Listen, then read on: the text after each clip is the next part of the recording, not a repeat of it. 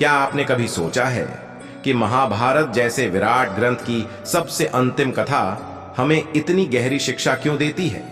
क्यों जब पांचों पांडव और द्रौपदी अपने जीवन की अंतिम यात्रा पर निकले तो एक एक कर सब गिरते गए और अंत तक अकेले युधिष्ठिर ही स्वर्ग तक पहुंच पाए? और फिर भी कथा यहीं समाप्त नहीं होती। आगे जाकर एक ऐसा रहस्य सामने आता है जिसे सुनकर हर किसी के रोंगटे खड़े हो जाते हैं, क्योंकि अंत में केवल युधिष्ठिर ही नहीं बल्कि उनके शेष भाई, द्रौपदी और यहां तक कि उनके ज्येष्ठ भ्राता कर्ण भी स्वर्ग में उपस्थित होते हैं। यह पूरा प्रसंग धर्म, कर्म और मानव जीवन की सूक्ष्म कमजोरियों पर एक ऐसी रोशनी डालता है कि सुनने वाला अपने जीवन के बारे में खुद सोचने पर मजबूर हो जाता है। दोस्तों, चलिए शुरू करते हैं इस अविश्वसनीय यात्रा की कथा, पांडवों की स्वर्गारोहण यात्रा। महाभारत युद्ध समाप्त हो चुका था। कुरुक्षेत्र की धरती, जहां कभी रथों की गर्जना और शंखनाद गूंजता था, अब मौन थी। चारों ओर केवल वीरों का रक्त और असंख्य मृत योद्धाओं की स्मृतियां बची थीं। धर्मराज युधिष्ठिर ने कृष्ण की आज्ञा से हस्तिनापुर का राज संभाला। वर्षों तक उन्होंने धर्मपूर्वक राज्य किया। न्याय और दया उनके राज्य का आधार था। प्रजा सुखी थी, राज्य समृद्ध। लेकिन समय के साथ धीरे धीरे पांडवों के मन में यह प्रश्न उठने लगा कि अब उनका जीवन का उद्देश्य क्या है। राजपाट, वैभव और यश तो उन्होंने प्राप्त कर लिया, परंतु आत्मा की मुक्ति कहां है? महाभारत का असली संदेश केवल राज्य या विजय नहीं था, बल्कि धर्म और आत्मशुद्धि की यात्रा थी।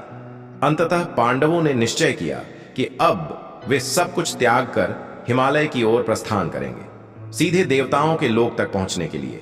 हिमालय की यात्रा शुरू हुई।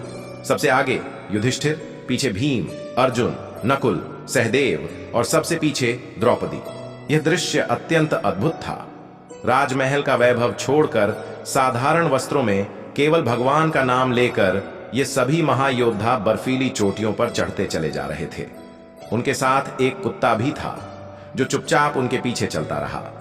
किसी को नहीं पता था कि यह कुत्ता कौन है, लेकिन युधिष्ठिर उसे हर पल अपने पास बनाए रखे। यात्रा आसान नहीं थी। रास्ते ऊबड़ खाबड़, ठंडी हवाएं और बर्फीले तूफान, लेकिन उनके भीतर का संकल्प अटूट था। वे जानते थे कि यह यात्रा केवल देह की नहीं, आत्मा की भी अंतिम परीक्षा है। पहली परीक्षा द्रौपदी की हुई। जब वे सब ऊंचाई पर पहुंचे तो अचानक द्रौपदी का पैर डगमगाया और वे गिर पड़ी। भीम और अर्जुन चौंक उठे। उन्होंने युधिष्ठिर से पूछा, भैया यह क्या हुआ? द्रौपदी तो हमेशा धर्मनिष्ठ और त्यागमयी रही हैं, फिर उन्हें क्यों गिरना पड़ा? युधिष्ठिर ने शांत स्वर में उत्तर दिया, द्रौपदी महान थीं, लेकिन उनके हृदय में एक सूक्ष्म पक्षपात छिपा था। पांचों पांडवों में उन्होंने अर्जुन को सबसे अधिक प्रिय माना।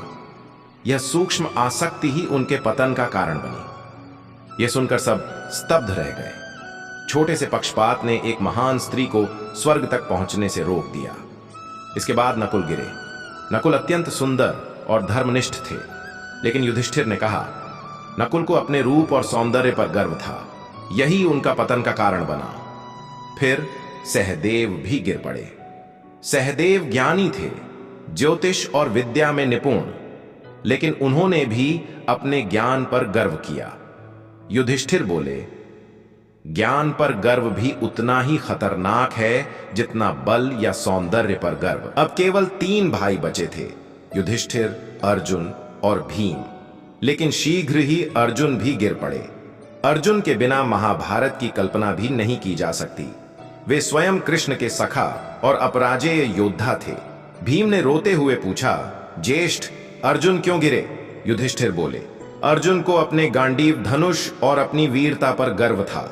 यह गर्व ही उनकी अंतिम परीक्षा में बाधा बन गया। इसके बाद यात्रा जारी रही, लेकिन अगले ही चरण में भीम का संतुलन बिगड़ा और वे गिर पड़े। उनका शरीर विशाल था, परंतु अब वह धरती पर पड़ा था। भीम ने गिरते हुए धर्मराज युधिष्ठिर से कहा, ज्येष्ठ, मुझे इतना तो पता है कि ये मेरे किसी पाप का फल मुझे मिल रहा है, किंतु गिरने से पहले मुझे भी मेरे पापों से अवगत कराए।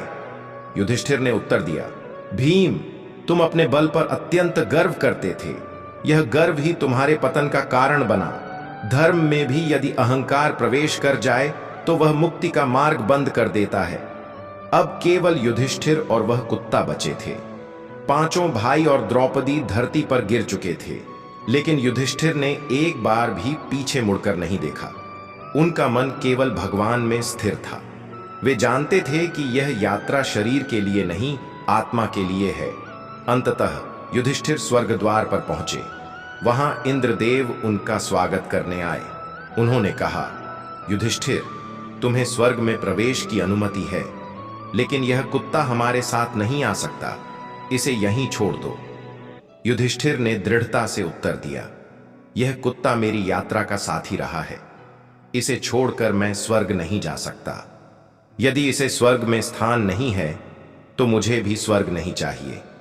इतना कहते ही कुत्ता अपने वास्तविक रूप में प्रकट हुआ। वह और कोई नहीं बल्कि धर्मदेव स्वयं थे, युधिष्ठिर के पिता। इंद्रदेव ने कहा, युधिष्ठिर, तुमने सबसे कठिन परीक्षा उत्तीर्ण की है। धर्मपालन का यही सच्चा रूप है, निष्ठा, निष्पक्षता और करुणा।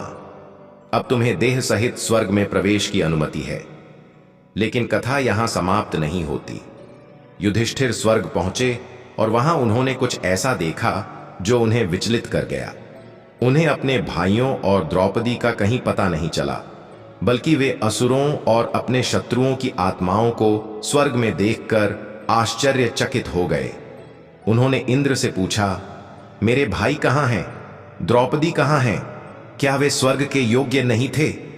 इंद्र मुस्कुराए और बोले, युधिष्ठिर, यह भी एक परीक्षा है। तुम्हारे भाइयों और द्रौपदी ने अपने कर्मों के सूक्ष्म फल का भोग किया है। अब वे भी स्वर्ग में प्रवेश करेंगे। यह जान लो कि अंततः धर्म के मार्ग पर चले हुए किसी का विनाश नहीं होता। कुछ ही क्षणों बाद युधिष्ठिर ने देखा, भीम, अर्जुन, नकुल, सहदेव और द्रौपदी स्वर्ग में उपस्थित हो गए। सबके चेहरे पर दिव्य आभा थी। उनके भीतर से अब गर्व, आसक्ति और पक्षपात का अंश भी मिट चुका था। वे सब स्वर्ग के अधिकारी बन चुके थे। और फिर सबसे अद्भुत क्षण आया। युधिष्ठिर ने देखा कि वहां उनका ज्येष्ठ भ्राता कर्ण भी उपस्थित है। हां, वही कर्ण जिन्हें जीवन भर सूतपुत्र कहा गया, जो महाभारत युद्ध में कौरवों के पक्ष में लड़े, लेकिन जिनका हृदय दान, वीरता और धर्मनिष्ठा से भरा था। युधिष्ठिर की आंखें भर आईं। उन्होंने कर्ण को गले लगाया और कहा, भैया, काश जीवन में हम आपको पहचान पाते, आपको अपनाते।